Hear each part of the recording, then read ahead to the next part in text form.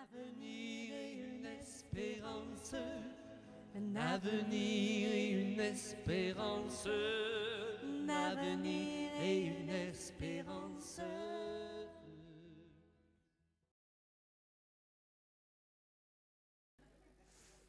Alors, je m'appelle Julia, ça c'est mon cher mari, Claude. On est mariés cette année, à combien? 33 ans. Ça c'est déjà un exploit, non. Nous avons 4 enfants, donc 2 filles, 2 garçons. Ils sont éparpillés un peu sur la globe. Et notre plus jeune, Timothée, il a 19 ans, il vient de passer son bac. Ça c'est un vrai miracle. Et notre plus grande, elle est au Canada. On a une petite fille aussi, mais mon bébé à ce moment, c'est ma maman. Elle a 88 ans, elle est à la maison avec nous. Et ensuite, il y a mon frère, parce qu'il faut avoir un frère aussi, et lui aussi, il est à la maison. Et le Seigneur, pour nous, il a fait des choses extraordinaires. Cette année, c'était une année d'un grand bouleversement. Je ne sais pas s'il y a beaucoup ici qui ont déjà été, qui connaissent déjà le Seigneur depuis plus de 10 ans.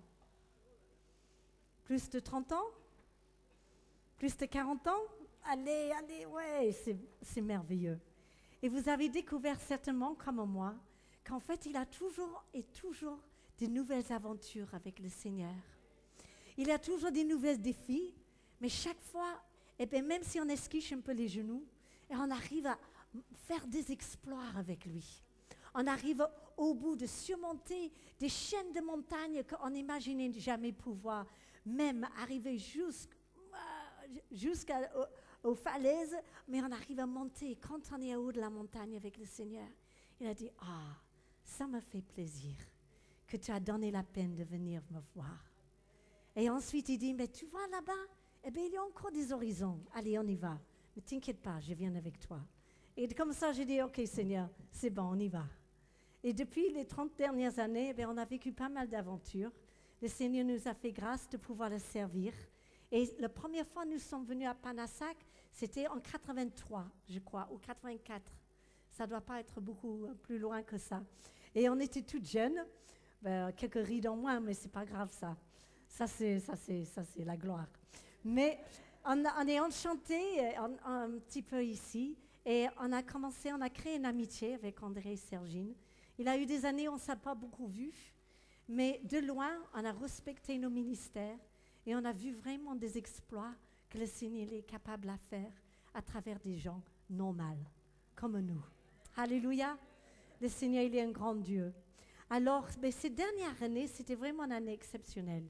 Parce que l'année passée, on se trouvait, après plusieurs années de ministère, plusieurs années de persévérance, et bien parfois on se trouve un peu dans des situations un peu difficiles. Ça vous est arrivé ou je suis le seul? Bon, ça va. Mais vous savez, de servir Dieu, ça devient un mode de vie.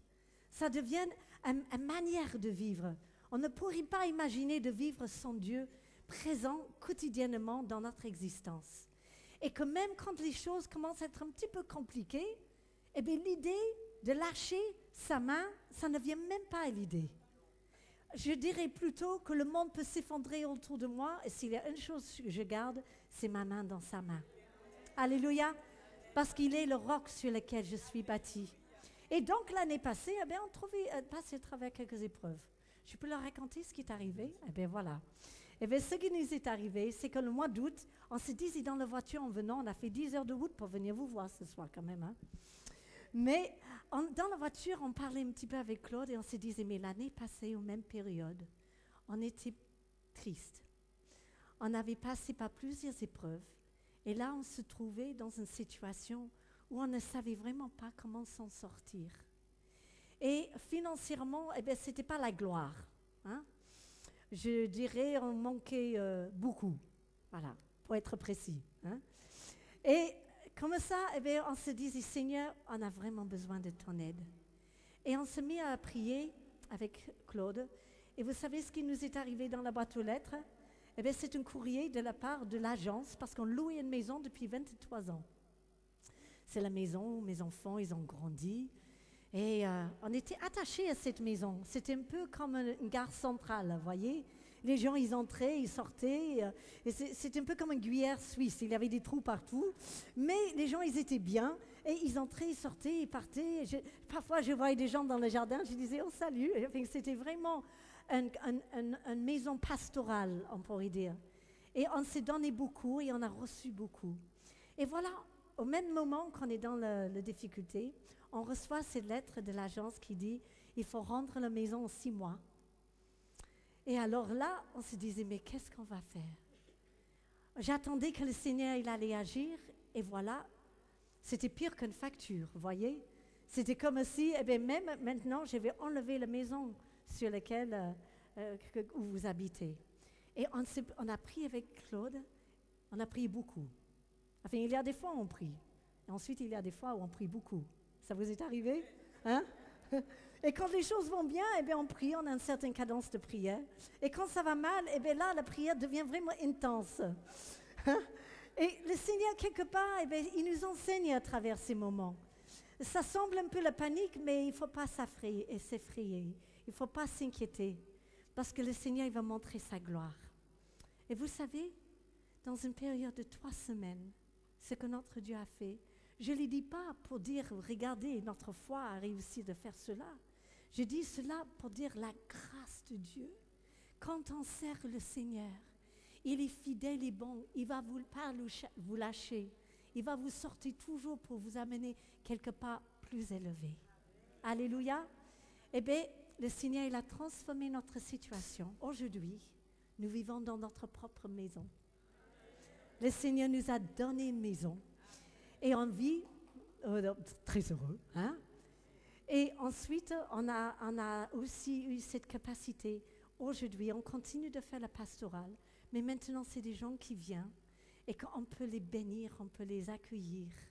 Et vous savez, parfois, quand la tempête commence à souffler fort, eh bien, c'est le moment de mettre vos bottes en caoutchouc. Hein? Il faut quand même s'habiller. Hein? Il ne faut pas se dire, oh, c'est rien. Si, c'est quelque chose. Un combat, c'est un combat. Mais je sais qu'avec chaque combat qu'on rencontre, on sort plus fort. Et on rend gloire à Dieu. Aujourd'hui, nous avons une maison. On a aussi la bénédiction d'avoir une famille en bonne santé. Ma mère qui était très malade l'année passée, elle est en bonne santé, très fatiguée, mais en bonne santé. Et le Seigneur, il est fidèle, il est bon. Ne vous inquiétez pas. Quand vous commencez d'entendre le vent souffler, c'est le moment de vous mettre à genoux. C'est le moment de vous rappeler de toutes les bénédictions que Dieu il a fait dans votre vie. Ce n'est pas le moment de laisser l'inquiétude vous prendre. Peut-être vous êtes dans des situations ce soir, certainement. Parce que la vie sur terre, c'est fait des épreuves qui viennent tout le temps. Mais ce n'est pas autant l'épreuve qui est le problème. C'est ce qu'on fait avec l'épreuve. C'est comment on réagit face à l'épreuve. Et c'est comment mettre notre confiance dans l'Éternel. Alléluia. Bon, Claude, je vais laisser mon mari. Voilà. Quand le diable semblait nous souffler aux oreilles, vous connaissez cette voix, je vais te mettre à la rue. Juste dans cette période, comme par hasard, il nous est tombé un héritage familial qui nous était donné exclusivement pour acheter une maison. Parce que Dieu, il a répondu à cette voix en disant, non seulement vous ne serez pas mis à la rue, mais moi, je vais vous mettre chez vous. Amen. Je me rappelle, je disais à Claude, je dis, ah non, je refuse, je ne veux pas louer quelque chose cette fois-ci. Après 23 ans, le Seigneur, il va nous donner quelque chose, je suis sûre. Je ne sais pas comment, mais je sais. Et c'était comme une parole. Et on se mettait tous les deux d'accord que le Seigneur, il allait agir comme ça. Et comme ça, il est venu, il a agréé notre prière. Et c'est pourquoi nous prêchons la parole de Dieu. Moi, régulièrement, je dis au Seigneur, il faut que dans ces messages, je puisse donner des exemples concrets de ce que je vis. Je ne veux pas passer mon temps à donner des exemples de ce que tel prédicateur américain a reçu ou de ce qui s'est passé en Afrique. Je veux des exemples concrets et des exemples du moi qui peuvent permettre aux gens qui écoutent les messages que j'apporte recevoir la foi, parce que la foi vient de ce qu'on entend vient de la parole de Dieu. Amen. Alors c'est pourquoi, moi, à travers cette soirée, et je voudrais partager quelques points avec vous pour vous encourager vraiment à ne pas perdre votre semaine, à ne pas perdre chacune des réunions. Dans ces réunions, la parole de Dieu est annoncée, la foi vient de ce qu'on entend, je le répète, ce qu'on entend vient de la parole de Dieu. Alléluia. Et il y a une logique qui est la logique de Dieu qu'il nous faut vraiment comprendre. Elle nous est décrite dans le psaume 107 au verset 20, où il nous est dit, il envoya sa parole et il les guérit. Alors le point sur lequel je veux insister ce soir, le mot qui peut sembler le plus insignifiant, c'est E-T. Dans la logique de Dieu, à partir du moment où il envoie sa parole, lui, il s'attend à ce qu'elle marche. Est-ce que vous me suivez?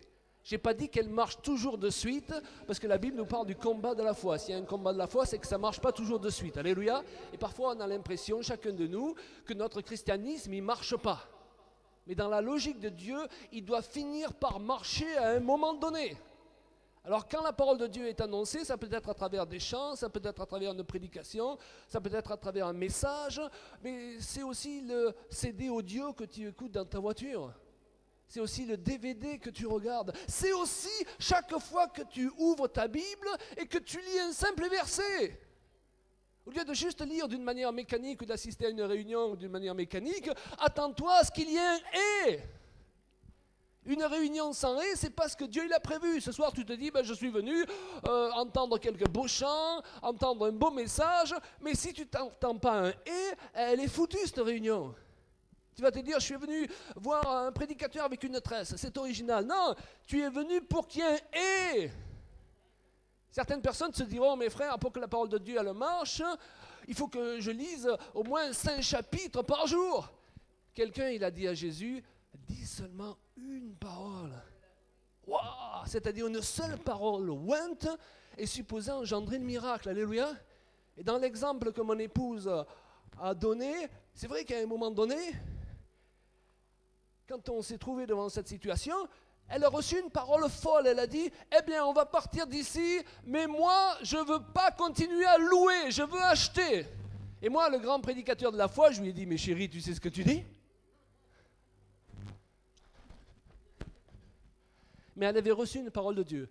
Et quand j'ai compris que cette parole était de Dieu, alors là, on s'est mis en accord. Alléluia. Et là, on a eu notre miracle sur une parole de Dieu. Il envoya sa parole et les guérit. Alors cette parole, elle ne va pas produire un effet simplement parce qu'elle est envoyée. Il nous est dit que les Hébreux, à une période, ils ont reçu la parole de Dieu, mais elle n'a pas produit d'effet parce qu'elle n'a pas trouvé la foi. Et c'est pourquoi je vous exhorte ce soir à vous mettre dans cette attitude de foi. Lorsque Jésus il a parlé de foi, il n'a pas parlé de quelque chose qui nous tombe dessus comme ça, quoi qu'on fasse ou qu'on ne fasse pas. Il a parlé d'un acte de volonté qu'on est supposé faire pour choisir de croire les bonnes choses et refuser de croire les mauvaises choses. Est-ce que vous me suivez? Donc ce soir, je nous encourage à être dans la foi. Alors depuis tout à l'heure, c'est bien plus qu'une parole de la parole de Dieu que nous avons proclamée à travers les chants, à travers ce que nous avons dit, n'est-ce pas? Il y a déjà de quoi recevoir plusieurs miracles, vous êtes d'accord? Et pendant toute cette semaine, il va y avoir qui va déverser sur nous de nombreuses paroles qui vont nous permettre de toucher du doigt notre miracle. Qui est-ce qui est partant pour un miracle? Alors, ce n'est pas parce qu'on est obsédé par le miracle. Vous avez des gens, parfois, ils sont obsédés par le miracle. C'est une mauvaise motivation. Mais parce qu'on a besoin de miracles. Et la logique de Dieu, c'est le miracle. Lorsqu'il a fait sortir les Hébreux d'Égypte, il les a menés dans un lieu qui était un cul-de-sac, si je peux dire. Parce que sa logique à lui, ce n'était pas qu'ils sortent de là selon la logique humaine. Est-ce que vous me suivez? Et puis, nous voulons tous des miracles, mais un miracle, finalement, c'est la réponse de Dieu à une situation critique. Qui veut des résurrections? Pour avoir des résurrections, il faut qu'il y ait des morts. Qui veut des guérisons? Pour qu'il y ait des guérisons, il faut qu'il y ait des malades. Dans le miracle, ça n'arrive pas si on n'a pas besoin de miracle. Mais quand on a besoin de miracle, on est dans une mauvaise posture en général. Amen. Alors moi, je vous encourage à ne pas être fataliste. Je vous encourage à entendre un « et » chaque fois que vous entendez la parole de Dieu qui est proclamée, que ce soit à travers des chants, que ce soit à travers une prédication, un témoignage, à travers la lecture de la Bible, vous vous attendez à un « et ». Amen. Parce que Dieu honore la foi. Alors, je vous encourage à ne pas être fataliste et de suivre le modèle que nous a donné Jésus. Jésus n'a pas accepté qu'il n'y ait pas de haie lorsqu'il est venu au figuier pour y trouver des fruits. Alors on revient au contexte.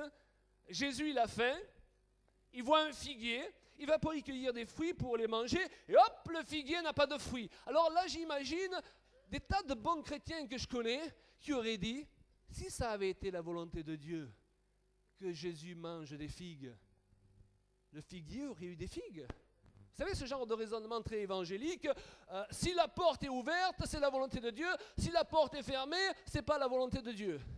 Mais tu sais, il y a des portes que le diable, il ouvre, il ne faut pas passer par ces portes. Il y en a d'autres qui ferment, et Dieu t'appelle à les défoncer au nom de Jésus.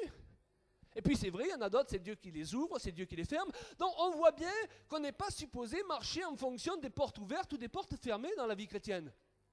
Je ne suis pas supposé marcher en fonction de la dernière prophétie à la mode. Je ne suis pas supposé être dirigé par les événements. Je vais employer peut-être un terme un peu fort.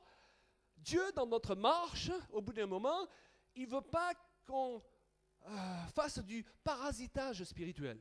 C'est un peu fort, mais comprenez ce que je veux dire. Dieu, il ne veut pas qu'on ait toujours besoin de l'autre pour entendre sa parole. Toujours besoin du prophète à la mode. Est-ce que vous me suivez? Il veut qu'on puisse l'entendre par nous-mêmes. Lorsqu'on est nouveau converti, on est un enfant, on a besoin de grandir, c'est vrai, et Dieu va nous parler de façon diverse, et il va utiliser la foi des autres pour pallier à notre manque de foi. Mais les années passant, il va nous demander de l'entendre pour nous-mêmes, d'entendre à écouter sa voix et à la reconnaître. La Bible dit, ceux qui sont conduits par l'Esprit de Dieu sont fils de Dieu. Alors, on est tous enfants de Dieu, mais moi je comprends ce verset sous cette forme-là. On est tous enfants de Dieu, mais on devient fils et filles de Dieu quand on devient capable d'entendre Dieu pour nous-mêmes. Et quand on devient capable d'entendre Dieu pour nous-mêmes, l'Église, c'est plus le lieu dangereux que c'est souvent. Hey! Vous savez que souvent, l'Église devient un lieu très dangereux. On se prend dans la figure des tas de prophéties qui détruisent notre vie, alors que, soi-disant, le don de prophétie est supposé reconstruire notre vie. C'est pourquoi, si quelqu'un te dit, et que tu es assez mature pour cela, le Seigneur m'a montré, marie-toi avec une telle, dis-lui, marie-toi toi-même avec. Hello. Beaucoup de vies sont détruites parce qu'on n'a pas compris que Dieu attend qu'on grandisse, qu'on passe du stade d'enfant au stade de fils et de filles qui ont appris à entendre Dieu pour eux-mêmes. Et parfois, ils verront une porte ouverte, ils diront, eh bien, c'est pas parce qu'elle est ouverte que je vais passer par elle, parce que je ressens que le Saint-Esprit me dit, attention, c'est un piège. Et puis voilà une autre porte fermée, je ne vais pas en déduire que c'est la volonté de Dieu parce qu'elle est fermée. Le Saint-Esprit en moi me dit qu'il faut que cette porte, elle soit ouverte d'une manière ou d'une autre. Et le Saint-Esprit qui habite en moi a la puissance de me faire ouvrir cette porte. Alléluia. Alors non, Jésus il ne raisonne pas du tout comme ça. Pour lui, la bénédiction, écoutez bien, elle doit être au rendez-vous quand on en a besoin. Si pour une raison ou une autre, elle n'est pas au rendez-vous, on sait qu'elle n'est pas toujours au rendez-vous, hein? Il n'est pas question d'accepter cet état de choses. Nous ne sommes pas appelés à avoir une attitude passive ou fataliste. Alors arrêtons avec ces attitudes fatalistes et résignées. Nous voyons que Jésus a eu une attitude même de colère face au fait qu'il ne soit pas pourvu à ses besoins. Donc nous n'avons pas besoin seulement de chrétiens déçus, nous en avons suffisamment, nous avons besoin de chrétiens en colère. Est-ce qu'il y a des chrétiens en colère ici? Ouais. Vous êtes en colère après le diable? Moi, je suis en colère. Quand je vois des gens infirmes, qui rentrent infirmes dans une réunion et qui ressortent infirmes, je ne suis pas bien dans mon cœur. Quand je rentre à la maison, je suis en colère contre le diable. Quand je vois tous les couples qui explosent aujourd'hui dans nos milieux évangéliques, c'est un massacre. Nous qui jugions à une époque les gens dans les églises traditionnelles, aujourd'hui, il vaut mieux plus juger personne, hein? Hello? Alors non seulement il faut être triste de cet état de choses, mais il faut être en colère. Demande à ton voisin, est-ce que tu es suffisamment en colère ce soir contre l'adversité?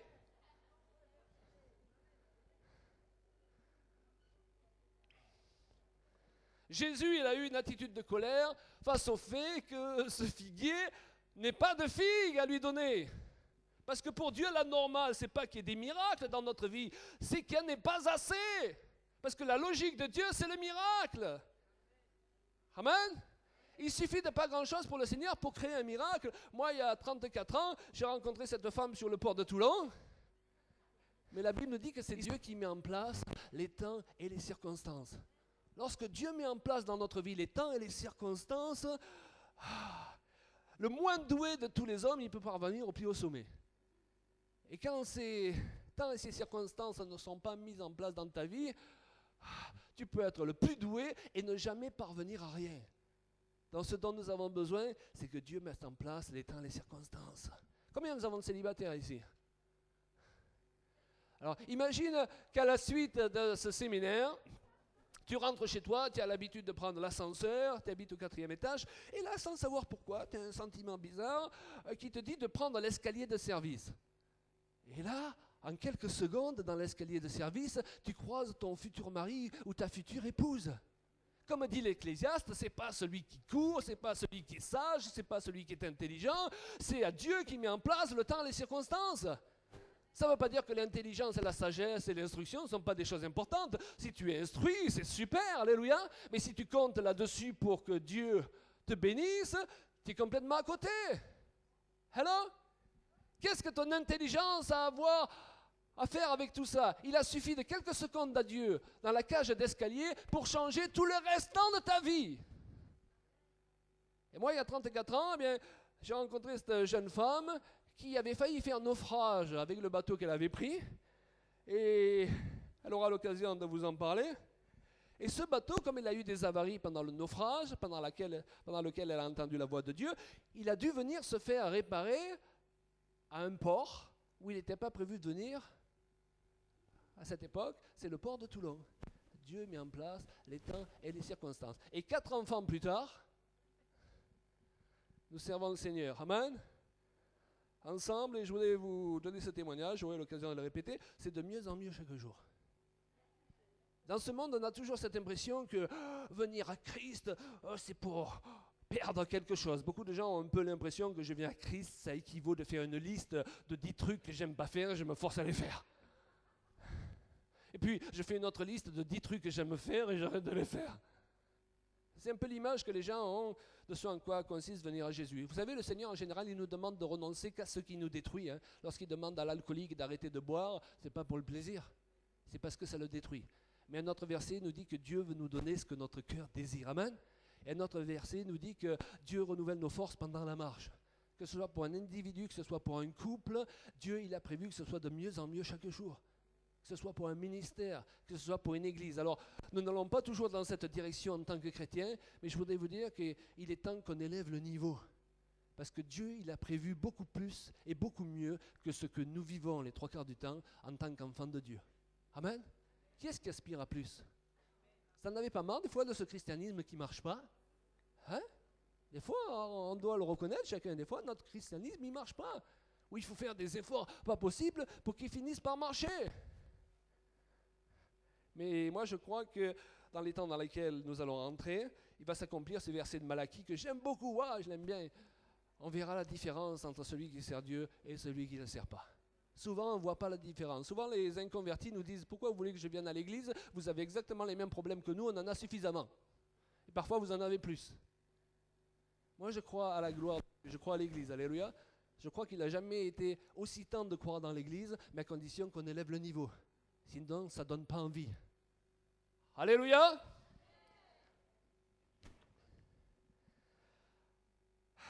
Savez-vous que le gros des problèmes des gens vient du fait qu'il n'est pas pourvu à leurs besoins?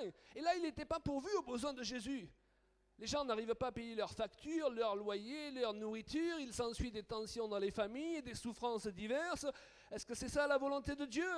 Qui nous dit dans le psaume 23, « L'Éternel est mon berger, je ne manquerai de rien. » Alors autant nous sommes appelés à bénir les gens, autant nous sommes appelés à maudire certaines situations. Comme Jésus l'a fait avec le figuier. Des situations que l'on n'accepte tellement pas que l'on fait comme Jésus, au lieu de dire Dieu l'a permis, donc c'est sa volonté. Vous savez le genre de raisonnement qu'on peut avoir? On peut dire Ce figuier devait me donner des figues, car je suis un enfant de Dieu, né de nouveau, un fils de roi. Donc je n'accepte pas que la bénédiction ne soit pas au rendez-vous. Vous pensez que c'est exagéré? C'est Jésus lui-même qui a dit que nous sommes supposés réagir comme lui. Matthieu 21, 21, il continue avec son enseignement sur la foi. Si vous aviez la foi et que vous ne doutiez point, non seulement vous feriez ce qui a été fait à ce figuier. Il nous appelle à marcher sur ses traces, alléluia. Donc, à être en colère comme lui. C'est bien un chrétien en colère, il ne faut pas avoir peur d'être en colère. Simplement, il faut canaliser la colère dans le bon sens. J'ai été pasteur pendant des années, je me suis rendu compte que parfois, il y avait des gens, ils étaient gentils, tout doux à l'église. Quand ils voyaient quelqu'un sauter, bouger, ou ils se scandalisaient, qu'est-ce qu'il a lui? Et eux, quand ils rentraient à la maison, ils criaient comme des malades après leur femme. Alors je leur disais, venez crier à l'église et soyez calmes à la maison.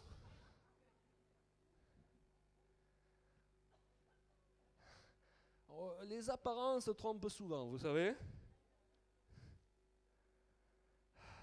Alors, la Bible ne nous relate pas la suite de l'histoire de Jésus et le figuier, mais est-ce que vous croyez que Jésus, vu le désir qu'il avait de manger des figues et vu sa colère, vous croyez que face à la stérilité du figuier,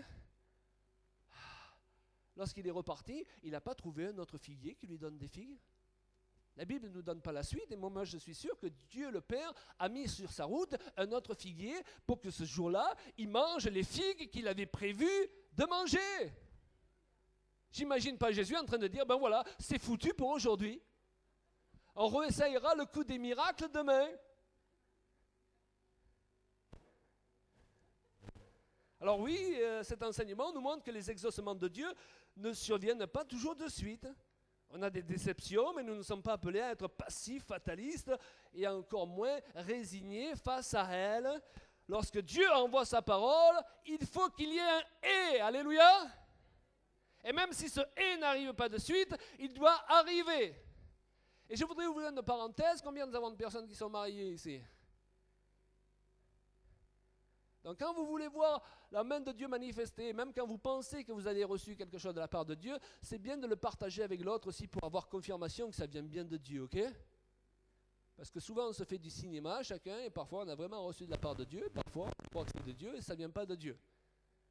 Et je me rappelle cette voiture que j'avais décidé un jour d'acheter sans l'accord de ma femme. Tu veux raconter un peu l'histoire?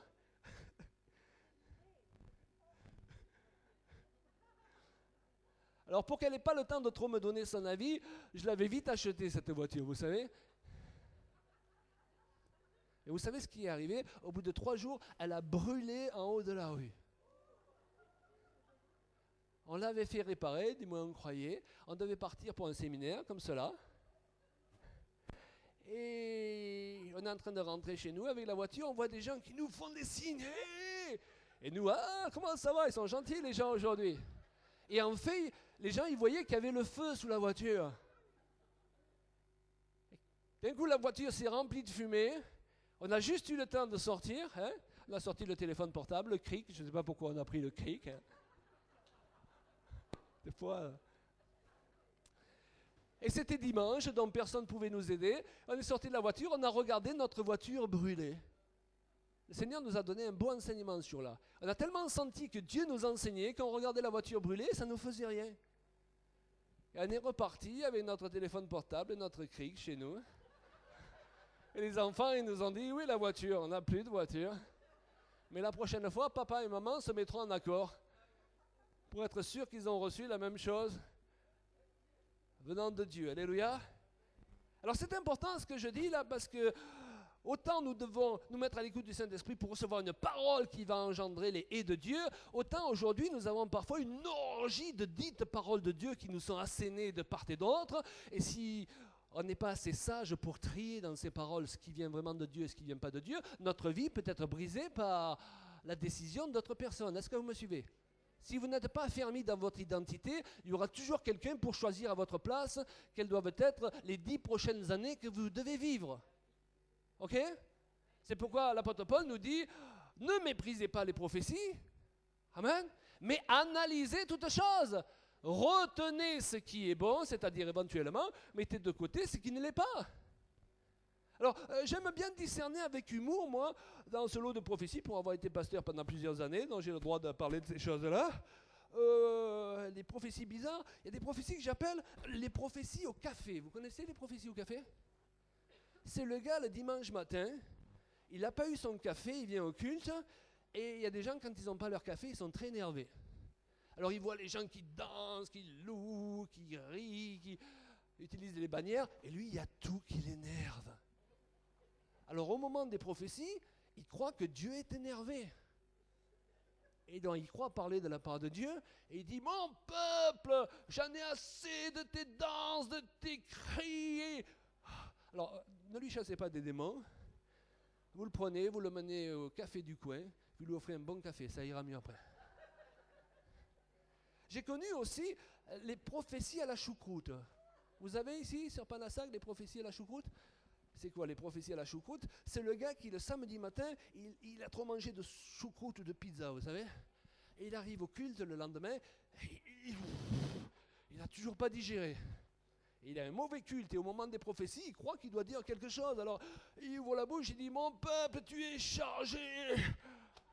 C'est pas le peuple qui est chargé, c'est lui. Il faut lui donner un cachet. Qu'est-ce que je veux dire par là? On ne peut pas passer notre vie à être conduit par ces gens. Alors, parce que là, c'est rigolo, des exemples comme cela. Mais il y a des gens, ils sont partis en Chine sur une prophétie. Ils ont amené toute leur famille. Ils se sont mariés sur des prophéties avec la mauvaise personne. Ok? Donc, si tu as reçu des paroles de la part du Seigneur, eh bien la Bible dit que si tu marches dans l'Esprit de Dieu, tu vas avoir assez d'humilité pour dire, voilà, j'ai reçu ça pour vous, mais analysez. Si je me trompe, je ne veux pas briser votre vie. Alléluia. Mais si vous venez en nous disant, ainsi parle l'Éternel, son grand prophète parlait, gardez pour vous votre parole. Alléluia. Moi, j'en veux pas en ce qui me concerne. Gloire à Dieu. Tournez-vous vers votre voisin, regardez s'il suit toujours.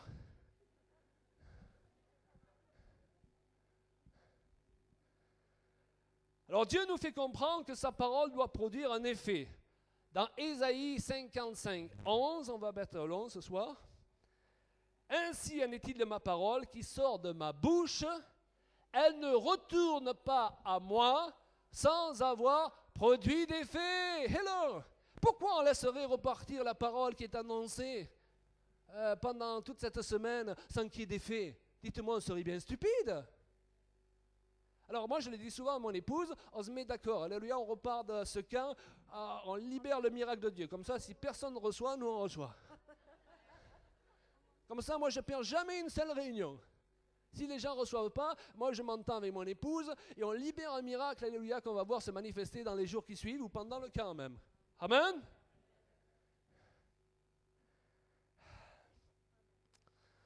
Gloire à Dieu. Je crois qu'il est important, dans les temps dans lesquels nous entrons, de vivre de plus en plus ce que nous prêchons et de prêcher de plus en plus ce qu'on vit. Amen. C'est pour cela que j'apprécie des gens comme Sergine et André. Ce sont des gens qui ont persévéré, qui ont surmonté tous les obstacles et qui sont toujours là. Amen. Moi, je crois qu'il faut qu'on arrête d'écouter certains prédicateurs qui ont toujours des méthodes à nous servir qui ne marchent pas pour eux. Si ça ne marche pas pour eux, pourquoi ça marcherait pour moi? Hello! C'est pourquoi je demande au Seigneur chaque mois de me donner des exemples concrets que je peux apporter dans les prédications. Hello! Gloire à Dieu! Parce que la foi amène ce qu'on entend. Il n'y a pas de plus puissant message que le message qui peut apporter des exemples du vécu. Aujourd'hui, si tu entends sa voix, n'endurcis pas ton cœur. Du vécu d'aujourd'hui. Alléluia!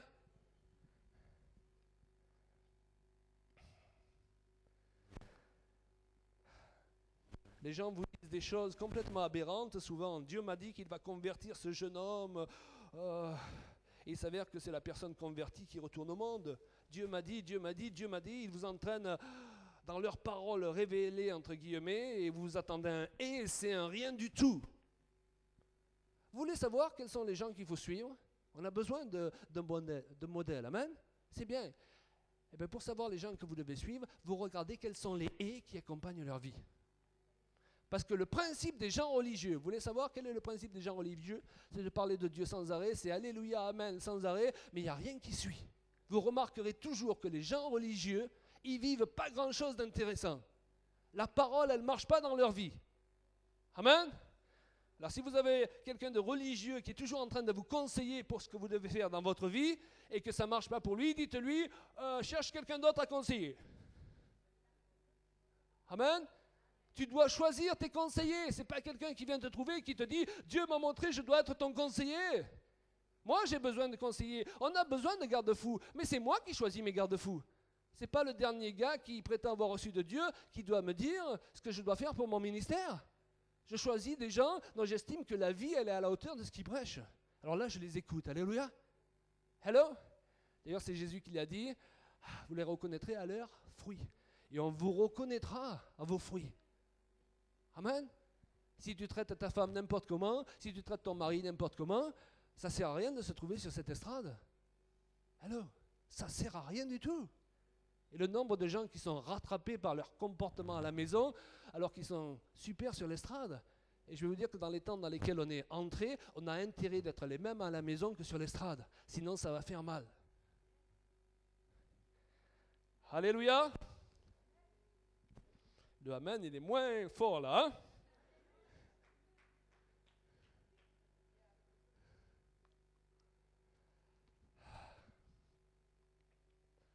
Alors que j'écrivais ce message, que je me préparais à partir d'ailleurs à l'île de la Réunion, où j'allais le prêcher pour la première fois, un ami serviteur de Dieu m'a envoyé un email et m'a dit, voilà ce que je reçois pour toi. Ésaïe 44, 26, le verset dit, je confirme la parole de mon serviteur et j'accomplis ce que prédisent mes envoyés. Wow. Donc vous voyez, autant il y a des gens toujours à côté de la plaque lorsqu'ils disent de recevoir quelque chose de Dieu, autant d'autres sont régulièrement en plein dans le mille sans me forcer. Amen. Vous ne voulez pas être en plein dans le mille pour faire du bien aux autres? Est-ce qu'on peut lever nos mains tous ensemble? Vous voulez qu'on libère un « et » ensemble ce soir? Il y a une puissance dans l'unité. Prenez la main de votre voisin. Alléluia, il y a une puissance dans l'unité. Nous voulons nous accorder ensemble pour qu'il sorte quelque chose déjà de cette réunion et de chacune des réunions qui auront lieu pendant cette semaine. Alléluia, vous êtes d'accord? Nous voulons nous accorder ensemble. Nous n'acceptons pas qu'il n'y ait pas de et. Il y a des gens souvent qui viennent dans ces séminaires, ils vont affronter des situations dramatiques lorsqu'ils rentrent à la maison. Ils n'ont pas besoin juste d'avoir écouté des petits chanteurs et des beaux messages. Est-ce que vous me suivez? Il faut qu'il y ait un et. Quand on retrouve dans la vie de tous les jours, ce n'est pas des belles prophéties dont on a besoin.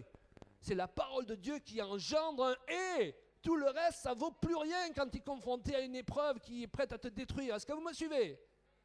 Alors ce soir, Père, nous nous accordons au nom de Jésus, on va tous se lever. Nous nous accordons au nom de Jésus, non pas sur des paroles humaines, mais sur ta parole, alléluia, qui nous dit que tu l'envoies et tu nous guéris.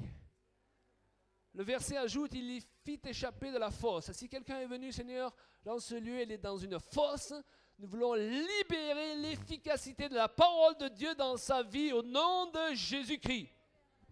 Si quelqu'un n'est pas en accord avec son propre conjoint pendant ce séminaire, nous prions la réconciliation, nous prions la restauration au nom de Jésus-Christ. Pour qu'il n'y ait pas d'obstacle à cette parole que nous libérons en ton nom. Père, nous reconnaissons notre besoin de toi ce soir. Qui reconnaît le besoin de Jésus? Sans lui, nous ne pouvons rien du tout ce soir. Nous reconnaissons notre besoin de toi, Saint-Esprit, de confirmer la parole qui a été annoncée ce soir. Elle a déjà été annoncée par les chants de louange, avant même que nous prenions le micro avec Julia. Merci Seigneur de confirmer ta parole qui est libérée ce soir. Venez, on va lever nos voix tous ensemble, on va se présenter devant Dieu. Alléluia Seigneur. Dites-lui quelque chose comme quoi je reçois ce soir ce que tu as pour moi, Seigneur. Je ne veux pas laisser tomber ta parole à terre. Je ne suis pas venu faire du tourisme cette semaine et je refuse, alléluia, de repartir comme un touriste. Je veux repartir comme quelqu'un qui a libéré une puissance.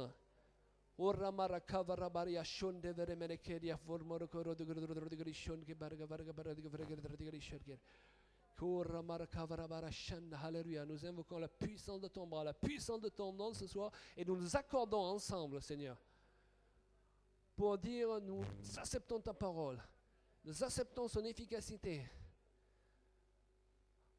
Elle nous permet de surmonter tout obstacle ce soir. Si quelqu'un est venu dans la tristesse, si quelqu'un est confronté à des situations que pour lesquels on ne peut rien faire humainement, Seigneur, eh bien, ça tombe bien, c'est super. Tu es le Dieu des miracles, alléluia.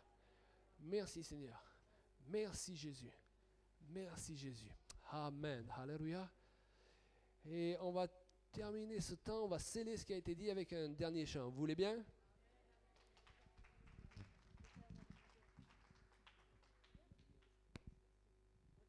Oui, je pense que vraiment pour cette première réunion, qu'on arrive à réfléchir et de se dire, tiens Seigneur, pendant cette semaine, je veux que cette situation soit réglée.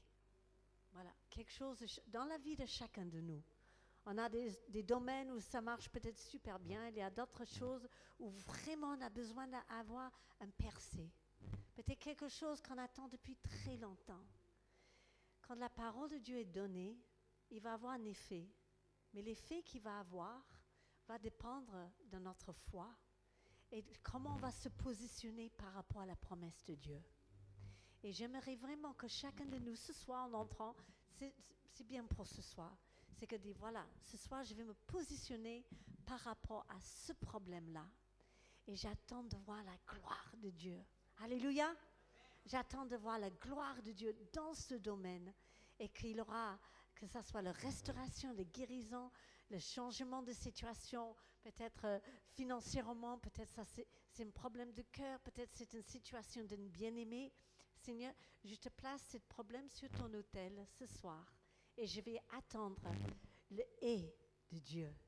Il envoie sa parole et il est guéri et il restaure et il change la situation pour sa gloire.